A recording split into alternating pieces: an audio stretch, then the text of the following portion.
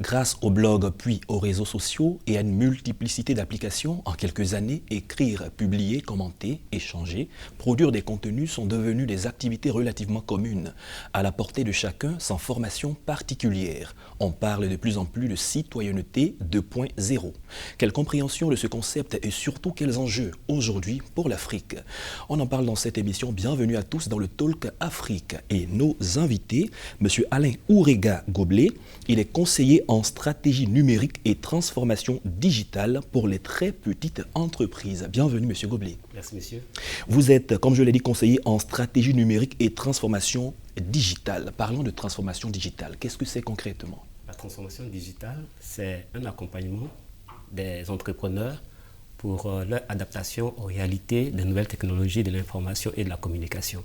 Donc, être outillé pour participer à la vie sur Internet et surtout à la vie économique de leur pays. Et vous, votre choix, votre cible, ce sont les très petites entreprises. Ok, nous ferons tout à l'heure le développement. Avec nous, M.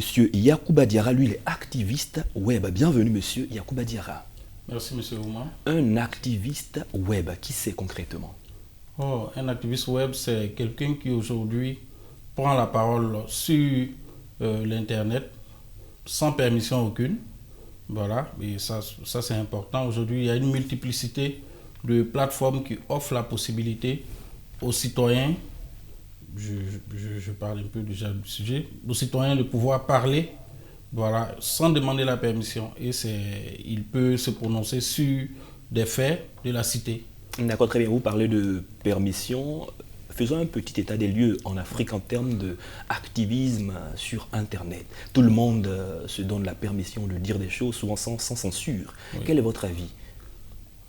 C'est vrai, c'est un peu les limites de la chose. Aujourd'hui, on refuse de concevoir que quand on a un espace qui est normé et on se lâche. Je pense que ce n'est vraiment pas lié au fait que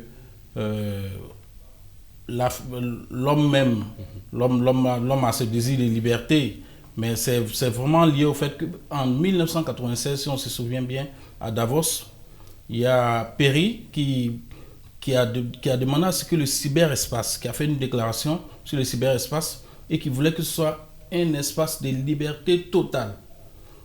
Aucun gouvernement ne devrait avoir emprise sur cet espace. Mais la société ne peut malheureusement pas fonctionner ainsi.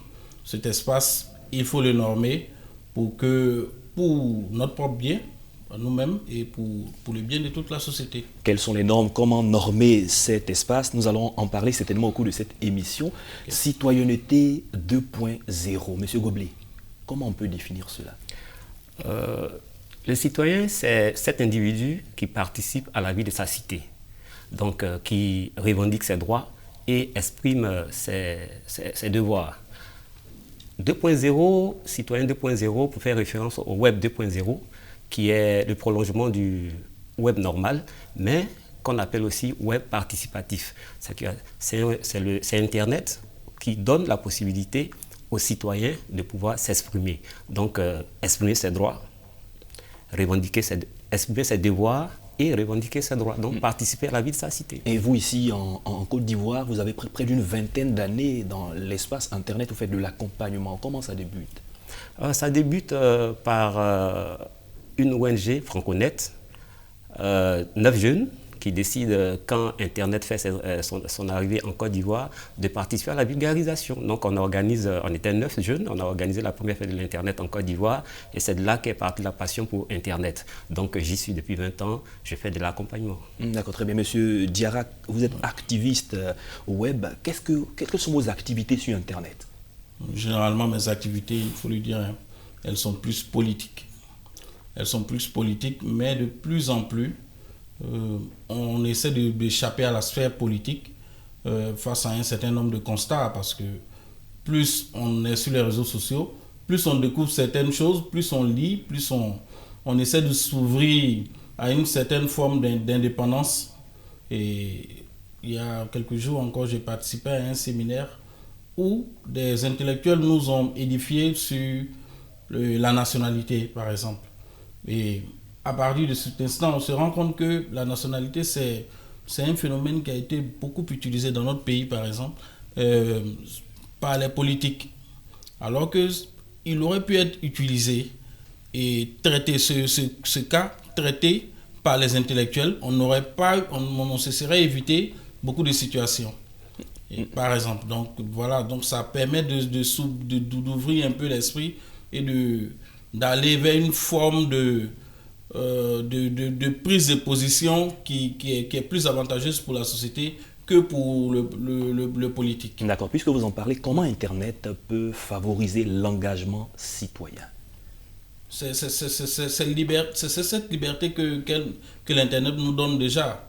Et il faut se l'approprier. Il faut se l'approprier, mais dans le bon sens. Internet peut faire de nous de très très bons citoyens. De très bons citoyens qui peuvent se prononcer sur la chose publique sans demander l'avis de qui que ce soit. Mais, comme je le dis toujours, il faut connaître ses limites. Il ne faudrait pas qu'on pense que Internet, c'est une zone de non-droit. Au début, on parlait de vide juridique, mais je pense qu'il y a beaucoup de cas qui nous ont fait constater qu'il n'y a pas de vide juridique. Bon, le politique est un peu à la traîne. Après, il essaie de se rattraper avec les différentes lois sur Internet, sur la presse pour essayer de normer. Mais en se l'appropriant de manière, comme je le disais déjà, de manière très très responsable, on peut en faire un outil puissant pour faire changer les choses. D'accord, parlons de la circulation de l'information. Vous qui avez une vingtaine d'années dans ce domaine, quel est le comportement de ce citoyen Web 2.0 quand il s'agit d'aller s'informer ou de faire circuler les informations? Ce qu'il faut comprendre, c'est que le virtuel, c'est le pendant du physique. Tel que tu te comportes dans le physique, tel que tu te comporteras dans le virtuel. Donc, il y a du tout sur Internet, il y a du tout sur les réseaux sociaux. Il y en a qui vont utiliser ces outils-là, qui sont très puissants, il faut le dire, entre leurs mains pour se valoriser, le personal branding, pour, comme M. Diarra l'a dit, rechercher des informations, participer à la vie de leur société, comme il y en a d'autres aussi, par éducation, malheureusement mauvaise éducation, vont utiliser ces outils-là autrement que pour participer à l'évolution de leur société. Maintenant, est-ce que toujours ce qu'on voit sur Internet traduit la personnalité de celui qui est derrière cette plateforme? Il y a ce qu'on appelle les avatars. Les avatars, on sait pour se cacher. Mais comme la citoyenneté, on revendique que la citoyenneté numérique doit être équivalente, en parfaite équivalence avec l'identité physique, moi je préconise qu'on soit sur Internet avec son identité réelle, parce qu'il faut assumer ce qu'on dit sur Internet. Il ne faut pas se cacher derrière les avatars. Comme le M. Diarra l'a dit, c'est normé. C'est un espace de liberté, mais ce n'est pas un espace de libertinage. On doit pouvoir assumer ce qu'on dit, ce qu'on fait, donc y être avec son identité. Moi, j'y suis avec mon identité. Est-ce que Internet favorise l'enrichissement des débats politiques, M. Diarra? À tout point de vue, pour moi, il n'y a aucun doute sur ce sujet. Parce que je dis, M. Ouéga parlait de la circulation de l'information. Ici, la circulation de l'information n'est plus verticale. Elle est horizontale parce qu'aujourd'hui, dès que je dis quelque chose, le partage fait que cette information peut arriver très vite à sa source. Et c'est pour cela que les hommes politiques, jusqu'à présent, font de nombreux efforts pour y être, parce qu'ils ont constaté cette richesse, cette puissance de l'outil web. Et ceux qui n'ont pas, je dirais, il y a 5 ou 6 ans, pris pied sur le terrain numérique, ils sont aujourd'hui emplis de regrets. Ils sont emplis de regrets et ils essaient de rattraper le retard. Mais rattraper le retard n'est pas facile. M. Ouéga disait tout de suite qu'il est sur Internet depuis 20 ans. Je suis un peu jaloux, j'y suis depuis 10 ans avec l'arrivée des réseaux sociaux. Il a parlé aussi des avatars. Sur les réseaux sociaux, moi, j'utilise une traduction de mon nom, qui est Yacouba Diarra. Au lieu de Yacouba Diarra, c'est plus Jacob Lyon. Mais bon, Ce n'est pas que je suis avatar, j'ai ma photo là. Non, absolument. Pourquoi ces changements d'identité? C'est surtout parce que derrière mes activités de web activiste, je suis responsable commercial, je travaille dans une société privée. Voilà, il y a souvent certains aspects qui font que certains individus peut-être ont ce besoin-là. Et puis bon, il y a 10 ans de cela que ce nom-là, il est là, il est connu de tous. Et je me dis que bon, peut-être souvent je me dis que c'est pas opportun de changer. C'est justement pour cela. D'accord, très bien. Parlons des libertés individuelles et des libertés publiques. Aujourd'hui, on se rend compte que lorsqu'il y a un débat, il y a une situation qui se pose et qui est publiée sur Internet, les gens ont la possibilité de faire des commentaires. Mais il y a des dérives. Quelle est votre observation quand vous allez sur les réseaux sociaux? Comme je le disais, ça fait 20 ans et moi, je prends la peine de regarder partout, de fouiller un peu parce que je suis curieux de nature.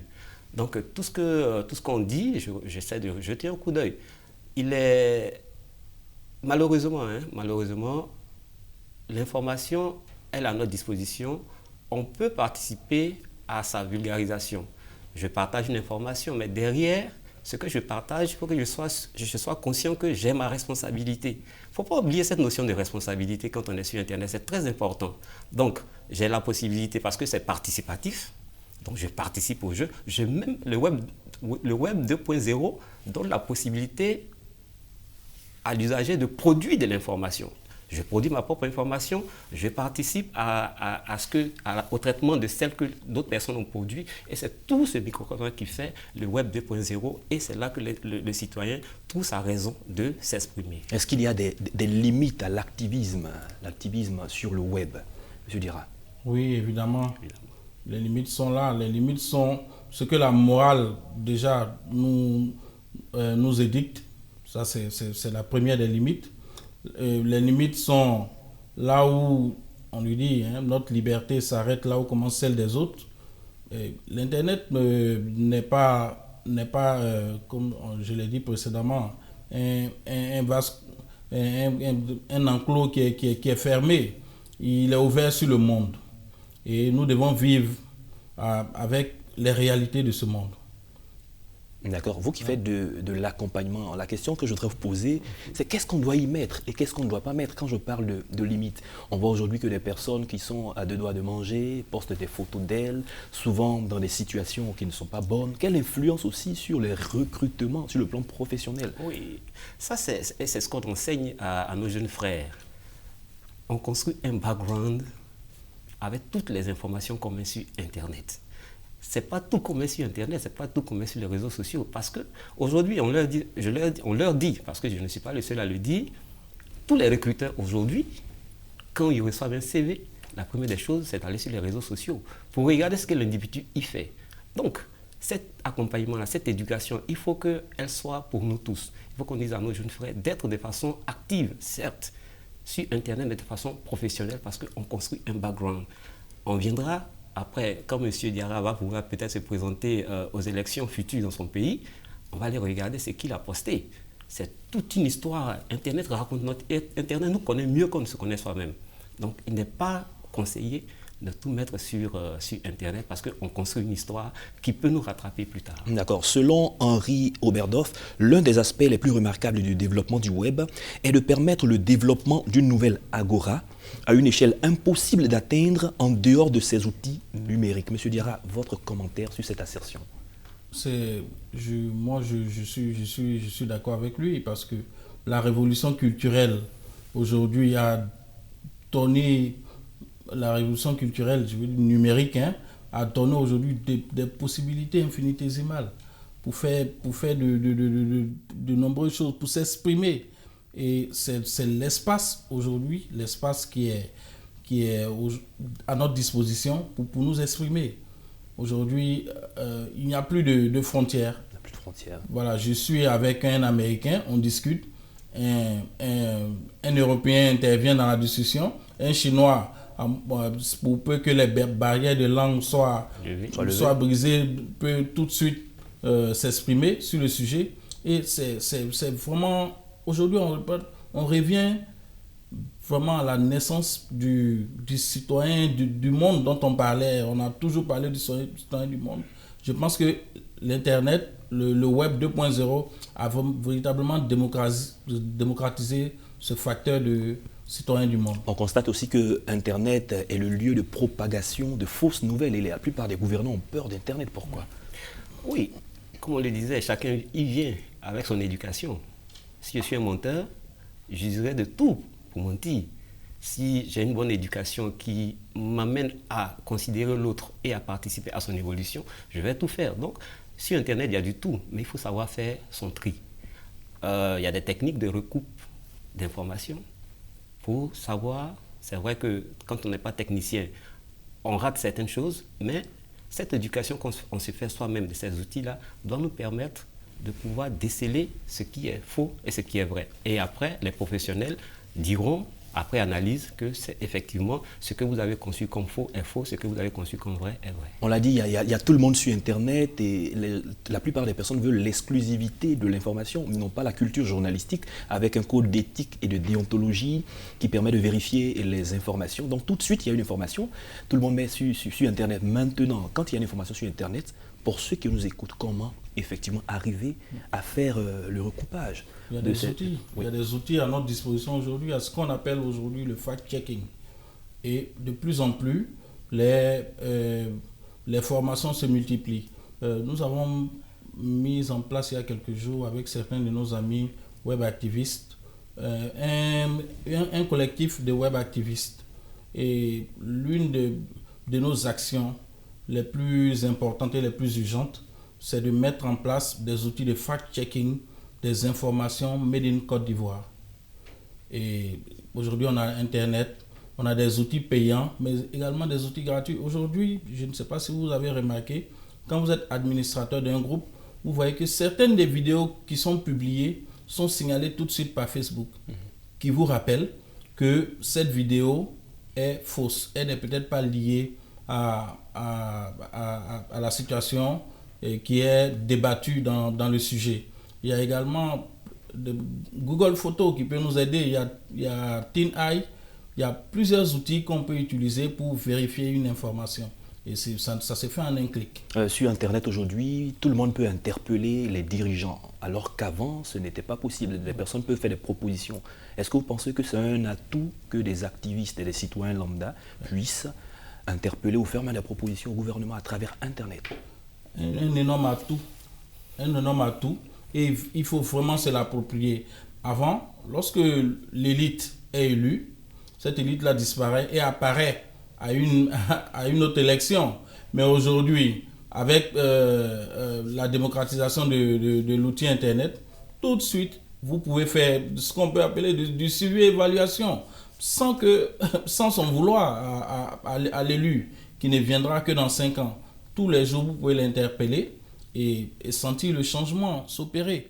M. Golbert, on constate aujourd'hui que la plupart de certains ministres dans nos États africains et peut-être même ailleurs sont sur YouTube, ils ont un compte Twitter, un compte Facebook et veulent échanger la plupart du temps directement avec la population. Qu'est-ce que ces personnalités cherchent sur les réseaux sociaux? Si tout le monde est quelque part, que vous n'y êtes pas, ce qu'on dira sur vous, vous ne le saurez pas. C'est évident. Il faut être là où tout le monde est. Et aujourd'hui, tout le monde est sur Internet. Donc, ces personnalités politiques, administratives, parce qu'il ne faut pas exclure tous les dirigeants. Hein. Il y a de grands chefs d'entreprise qui y sont. Bon, on va prendre le cas des politiques. Ils vont écouter ce qui est dit, parce qu'on a la liberté de dire ce qu'on veut sur Internet. C'est vrai, c'est cadré. Mais je peux interpeller mon ministre. Je peux avoir remarqué quelque chose. Moi, je suis bénévole dans l'action contre la lutte contre l'insalubrité. Quand Internet ou bien les réseaux sociaux sont aujourd'hui nos outils les plus privilégiés parce qu'on nettoie un caniveau, on poste, on revient plus tard, si c'est ça, on poste.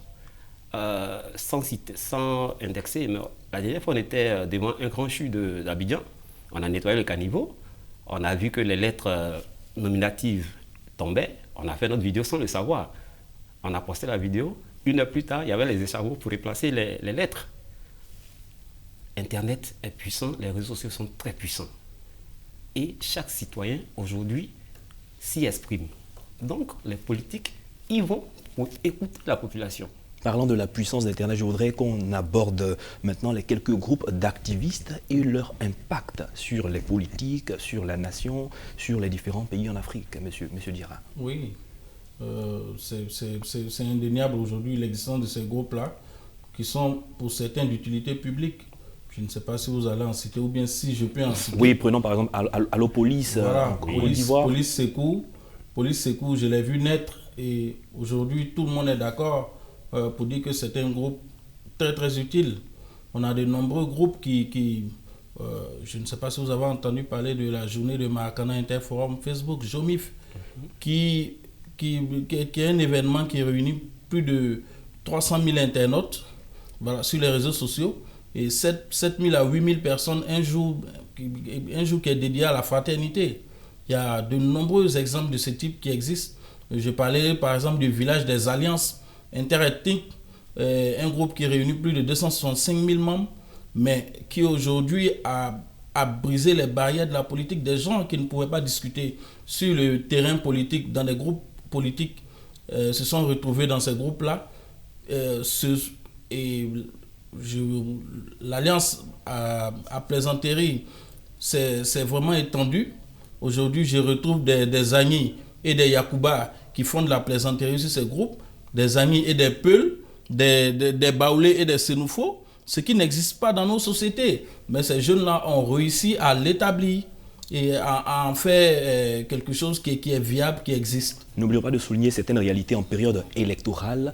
La perception de ces groupes devient tout autre. On voit dans certains pays les gouvernants qui prennent des mesures pour couper l'accès à Internet. Pourquoi?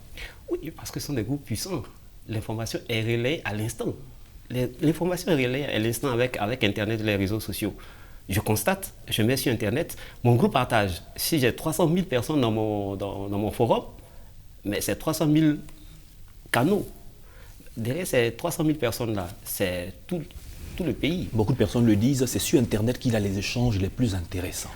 Oui, parce que là-bas, comme M. Dira le disait, c'est plus soft. On n'a pas la machette, on est juste derrière les claviers. Mais je préfère dire peut-être un mot un peu dur que de prendre une machette physiquement si mon ami était devant, si l'autre était devant moi. Mais au fur et à mesure qu'il y a des échanges, on arrive quand même à se comprendre. Donc, les communautés sont construites aujourd'hui sur Internet, on se familiarise, on échange, bien qu'on soit de bords différents, mais le consensus, on le trouve. Et comme il le dit, après c'est un match de football, après c'est un alloco-party, et on repart en s'étant déchargé de certaines choses, en ayant compris l'autre. Nous l'avons dit, nous l'avons constaté que les citoyens n'ont toujours pas la possibilité de s'exprimer directement auprès de leurs gouvernants. Après une élection, ils attendent 5 ans, 6 ans après pour s'exprimer. Autrement, comment les gouvernants devraient intégrer, on dira, le cyber-citoyen ou le citoyen 2.0 dans la gestion, dans la bonne gouvernance? Je pense que de plus en plus, c'est des notions qui doivent être intégrées. Bon, nos gouvernants l'ont compris. Ils l'ont compris. Aujourd'hui, il existe un ministère de l'économie numérique. En Côte d'Ivoire. En Côte d'Ivoire, oui. Et ça devrait s'étendre à tous les pays africains pour donner plus la parole aux citoyens. Mais il ne suffit pas de mettre en place un ministère. Il faut aussi créer des outils pour permettre aux citoyens de pouvoir s'exprimer. Aujourd'hui, on peut dire qu'il y a presque 50% des Africains qui ont accès à Internet. Mais il faudrait démocratiser cela.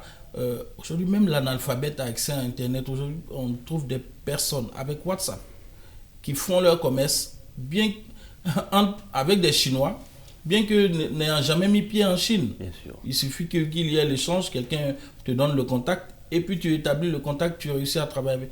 Et ces espaces d'échange WhatsApp existent également ici. Et ça peut permettre aux citoyens de donner son point de vue, quitte au gouvernant de récupérer ces informations et d'en faire quelque chose d'utile. D'accord. Les sujets sont très intéressants pour nos échanges. Cependant, nous allons aller vers la conclusion. Et en 30 secondes, comment être un bon citoyen sur Internet, M. Goblet? Être un bon citoyen sur Internet, c'est d'abord assumer son identité. Donc, y être, pas avec un avatar, mais avec peut-être des déformations. Des sobriquets, voilà, justement. Mais y être pour participer à la vie de sa nation. Comme je le disais, tout le monde est sur Internet. C'est l'espace de liberté, mais pas de libertinage. On vient dire ce qu'on constate, on vient recevoir de l'autre, et cet échange sur Internet va découler forcément des échanges physiques qui vont contribuer à ce que nos pays soient un peu plus stables et que chacun puisse s'exprimer. Gouverner, on se retrouve et on fait évoluer nos États. Merci, M. Goblet. M. Diarra? Merci, M. Ouman. Moi, je dirais que la première chose, c'est la formation. La formation parce que si on y prend garde, il pourrait exister une fracture numérique demain. Mais cette fracture numérique ne sera pas financière. Elle ne sera pas de l'ordre de l'éducation. Mais on pourrait avoir une élite très éduquée, mais qui n'a pas une bonne connaissance du numérique. Ce qui serait mauvais pour notre société. Parce que de plus en plus, le numérique prendra sa place. Ce sera vraiment contre la volonté de certains dirigeants, peut-être qui voudront verrouiller, mais ce serait carrément impossible. Aujourd'hui, certains gouvernants l'ont tellement pris en compte. Prenons l'exemple de Donald Trump, qui le disent. Il est content, il tweet. Il est fâché, il tweet. Et c'est vraiment quelque chose qui peut être irresponsable à lui, son niveau, mais qui de plus en plus va exister et on n'y peut rien contre. Il faut donc se former pour être au niveau. Merci, M. Yacouba Diarra. Je rappelle que vous êtes activiste web. Merci d'avoir accepté notre invitation. Nous étions également en compagnie de M. Alain Ourega Goblet. Il est conseiller en stratégie numérique et transformation digitale pour les très petites entreprises. Merci également de votre présence dans nos studios. C'est la fin de cette émission. Merci à tous de l'avoir suivi. Nous avons parlé de citoyenneté 2.0. Quel enjeu pour l'Afrique. C'est la fin de cette émission. À très bientôt.